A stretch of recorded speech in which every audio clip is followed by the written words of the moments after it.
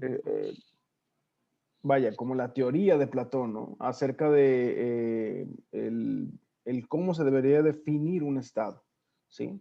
Eh, en este sentido también hablamos acerca de estos dos personajes, estos dos personajes históricos que son Maquiavelo y Rousseau. Rousseau. Rousseau, bueno, platicábamos acerca de ellos dos, que uno definía, concebía la vida de una forma y otro de otra forma.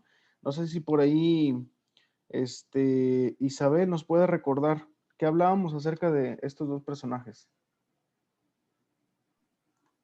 Pues decía que Maquiavelo, tenía una concepción del ser humano como que era una persona que por naturaleza era mala, se supone. Y Rousseau lo consideraba como que era bueno, que la bondad ya estaba en el ser humano por naturaleza. ¿Alguien le causó, gracias compañera, a alguien le causó curiosidad qué es lo que proponían Maquiavelo y Rousseau en su momento? Y por ahí indagó, exploró un poco acerca de estos personajes. Pues Rousseau hablaba, o más bien en lo que es en el contrato social, habla acerca de una responsabilidad en el ser humano, ¿no? Más que las reglas en sí o las leyes que el ser humano debe de tener, pues como un contrato que no está escrito de que tienen que hacer lo mejor para llevar adelante pues, la sociedad, ¿no?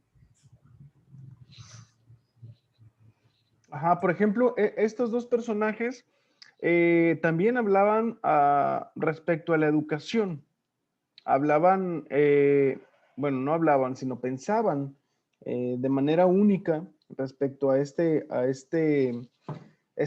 gran tarea, ¿no? Se podría decir mundial, ¿no? Que es la educación. Hay por ejemplo, alguien que haya como explorado ahí un poco digo, no fue tarea, pero no sé si alguien por ahí le haya causado curiosidad el, el, el tema de Rousseau, por ejemplo.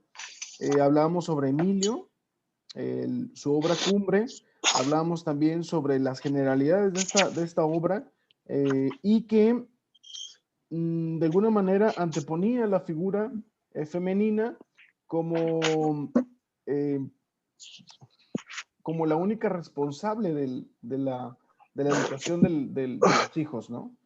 Era como muy costumbrista en ese sentido. Y también hablábamos acerca de un poco de su biografía, ¿no? El hecho de que había dejado a sus hijos abandonados, etcétera, etcétera.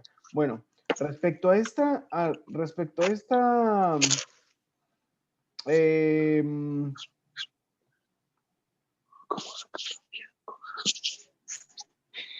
información, me gustaría que hiciésemos un ejercicio, no para la clase, ni para debate, tal vez que fuera para, bueno, no tal vez, que fuera tarea. Estas preguntas, Maestro, ajá, soy yo, Rebeca.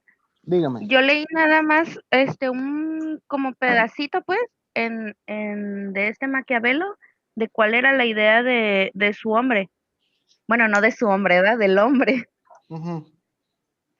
Y decía que él luchaba, tenía hazañas y logros, pero siempre haciendo como maldad, pues, por medio de la maldad, del egoísmo, del instinto. Y que esa es su clave del instinto, que somos seres humanos, pero también actuamos así como animales, algo así lo entendí, pero que siempre, como para sobresalir nosotros, pues siempre hundimos a los demás, pues no nos importa si ellos lo están haciendo correctamente, pero nosotros lo podemos hacer más rápido, pero siempre aplastándolos, o sea que nos valía. Eso fue lo que yo entendí del pedacito que yo leí de Maquiavelo de cómo él veía al hombre. Eso fue lo Claro. único que leí. Sí, justamente por eso me interesa que de alguna manera profundicemos un poco más en estos dos personajes. Estas preguntas es para eso, justamente, para la próxima clase, nosotros poder hablar sobre estos dos personajes que, pues de alguna manera hicieron mella, ¿no?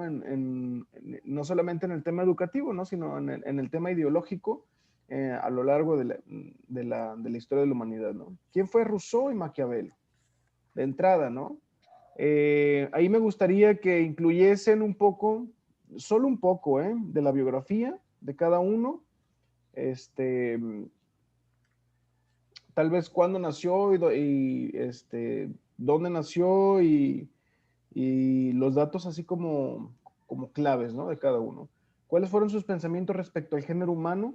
No solamente hablan de educación, sino también hay una perspectiva ideológica respecto al género humano.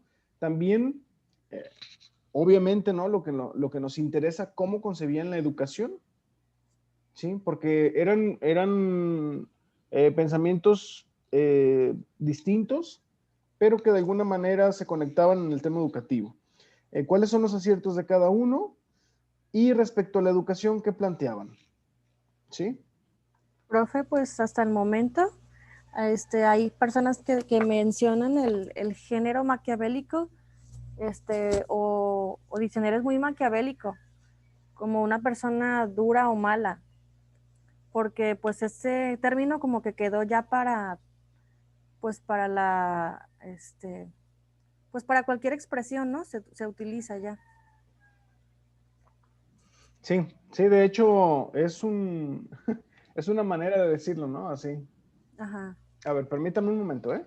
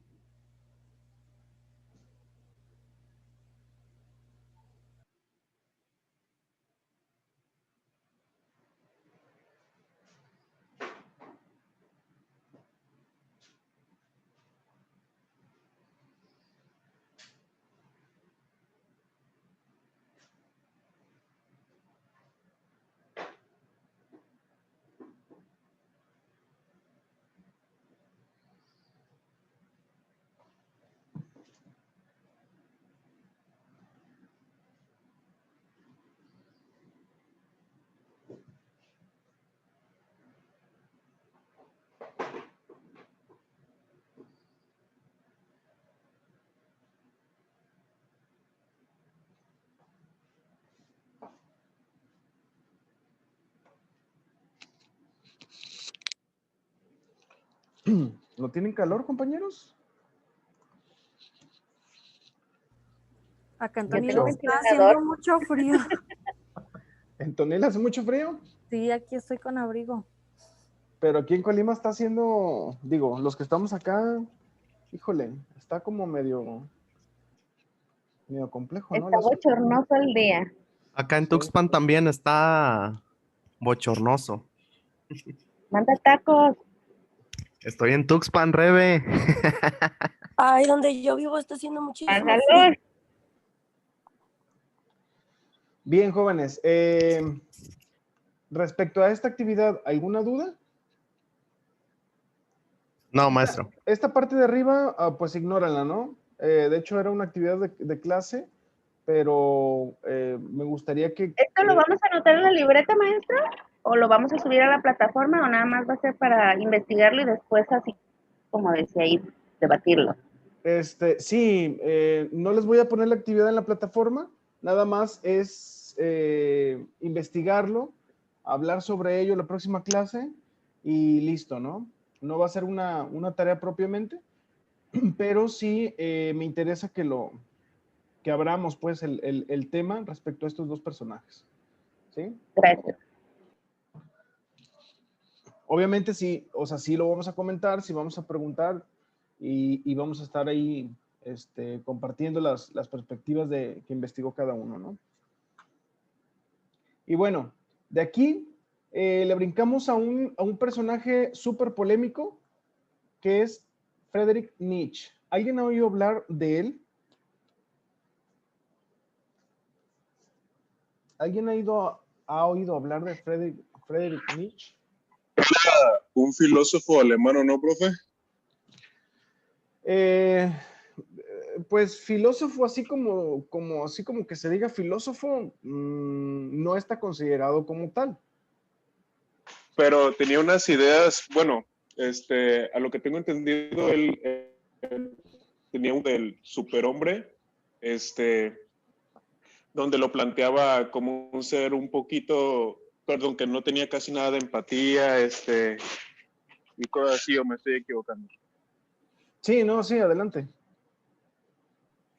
No, sí, pues eso nada más, consideraba que para ser un superhombre tenías que dejar de lado tus emociones, ser poco empático y cosas por el estilo. Ok, ¿quién está hablando? Soy yo, Noé Padilla, profe. Noé. Es que como no te veo en la pantalla. A ver, Noé. Bien, Noé, gracias. Sí, efectivamente, pues Nietzsche vino como a replantear toda esta serie de concepciones ideológicas respecto al género humano por estas perspectivas como tan polémicas que tenía, ¿no? De entrada, sí, yo les recomiendo que se lean un cachito de lo que ustedes quieran de Nietzsche, ¿sí? Nietzsche, guarda una esencia en general respecto a esta perspectiva del género humano, en todas sus obras, ¿sí? Entonces, lo que lean de Nietzsche va a ser como si estuvieran leyendo en general a Nietzsche, ¿no? Obviamente, cada una de sus obras tiene lo suyo, ¿no? Tiene un porqué y tiene, un propósito en específico, ¿no? Y bueno, de acuerdo al filósofo y antropólogo francés Paul Ricoeur, fue uno de las figuras más relevantes de la filosofía moderna, ¿sí? Definido como uno de los maestros de la sospecha junto a Marx y Freud, por su incesante cuestionamiento de la existencia de los valores morales. Prácticamente, gran parte de su obra la dedica a hacer un análisis exhaustivo, ¿no? Profundo acerca de los valores morales. Incluso ahí relata anécdotas, pone ejemplos, ¿no? Dialoga consigo mismo respecto a estas emociones y a estas premisas que tenemos como seres humanos en cuanto a alguna situación, ¿no? Él estudió teología, pero la abandonó para estudiar filología y a los 25 años se convierte en profesor de la Universidad de Basilea. ¿Sí? Nietzsche identifica el origen de las concepciones sobre el bien y el mal y, acusa a la filosofía y a la ciencia, así como al lenguaje, la religión, la cultura y la tradición, de manipular los conceptos e imponerlos con fines utilitarios y de preservación de poder. Él plantea que todo lo que conocemos es para controlarnos, ¿no? O sea, todas estas concepciones ideológicas, todas esas estructuras sociales que nosotros tenemos, que nosotros no tenemos, pues. Y de hecho, él lo, como, o sea, ¿cuál es la palabra? Lo identifica. El ser humano no nace con esas estructuras sociales. El ser humano, conforme va creciendo, estas estructuras sociales van siendo como adheridas, ¿no? No al cuerpo, sino al pensamiento de cada uno de nosotros, ¿no? Y bueno, todo este tema de las estructuras sociales responde al poder transitar por la vida de manera armónica, ¿no? Entonces, él cuestiona todo esto, cuestiona sobre todo la religión. Es un tema, una asignatura súper permanente en todas sus obras, ¿no? Se le conoce como como al escritor, al ideólogo que no estaba como de acuerdo con nada, ¿no? Que nada le gustaba, ¿no? Que todo criticaba, que... Profe, Ajá. perdón, quiero dar una opinión nada más. A ver. Bueno, lo que pasa es que, bueno, Nietzsche, en la concepción de esta crítica de valores que hacía sobre el cristianismo, principalmente, incluso, bueno, su percepción sobre la moral era que era como una base ideológica que criticaba toda esta parte, y bueno, surge la parte que es el nihilismo, ¿no? De parte de él, que estaba todo reducido a la nada, al final de cuentas. Y bueno, la frase polémica de Dios ha muerto, al final, ¿no? Pero bueno, rechazaba todos los principios ideológicos cristianos, ¿no? Entonces era una crítica muy fuerte a la religión la que emitía Nietzsche, creo que fue con Más allá del bien y del mal, principalmente. Bien, sí, compañera, pues justamente, se adelantó, compañera, pero ya lo vamos a, lo vamos a compartir. Gracias. Nomás déjenme lo encuentro, aquí está. Les comparto un poco. Esta lectura habla un poco acerca del nihilismo de Nietzsche, que nos menciona la compañera Ginette, ¿sí? Por ejemplo, Rebeca, ¿nos podría ayudar a leer el primer parrafito? Sí. El nihilismo, escritos póstumos, Friedrich. El hombre es una multiplicidad de voluntades de poder, cada una con una multiplicidad de medios de expresión y formas. Las pretendidas pasiones singulares, por ejemplo, el hombre es cruel, son tan solo unidades ficticias en la medida que lo que llega a la conciencia como homogéneo desde los diferentes instintos fundamentales es compuesto conjunta y sintéticamente en un ser o capacidad, en una pasión, igual que el alma misma es una expresión para todos los fenómenos de la conciencia, pero nosotros la interpretamos como la causa de todos esos fenómenos. La autoconciencia es ficticia. Ok. A ver, compañera, así con sus palabras, o alguien que se quiera aventar así con sus palabras, ¿qué es lo que dice ese párrafo? Pues que tiene muchas, cuando dice multiplicidad es porque tiene muchas formas de expresar, de dar, de tener pues, bueno, yo lo voy a decir como sus conocimientos, dice que el hombre es cruel y que no es que sea ficticio, es realidad, Dice, que es el como una hombre, capacidad. dice, y por ejemplo, el hombre es cruel. Son tan solo unidades ficticias en la medida en lo que llega a la conciencia como homogéneo. ¿Qué nos dice con eso?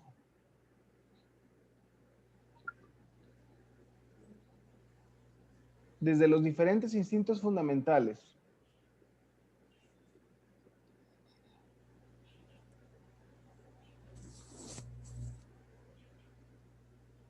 A ver, el que sigue. El yo, que no es idéntico a la dirección unitaria de nuestro ser, es tan solo una síntesis conceptual. Por tanto, no existe ninguna acción por egoísmo.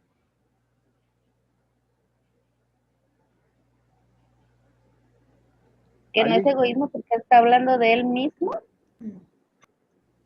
Pues me imagino que ahí hablaba acerca del ego, ¿no? Acerca de cómo en realidad no hablamos pues por nosotros mismos, sino por lo que está en el inconsciente, algo así, me imagino. Habla del yo, ¿no? El yo, dice, es tan solo una síntesis conceptual. Por tanto, no existe ninguna acción por egoísmo. Sí, pues obviamente, digo, toda la filosofía es compleja porque aborda, de diferentes puntos de vista de diferentes filósofos. Valga la redundancia, ¿no? Es importante como meternos en la película del cómo pensaban estos filósofos y por qué pensaban así, ¿no? Para poder entenderlos. Porque si lo leemos así nada más, es como medio estéril, ¿no? El hecho de de poder entender, por ejemplo, lo que nos decía tanto Nietzsche como Platón, como Sócrates, pues implica un análisis profundo, ¿no? De lo que decían. Dice, por ejemplo, pertenecemos al carácter del mundo, sin ninguna duda. No tenemos ningún acceso a él, sino a través de nosotros.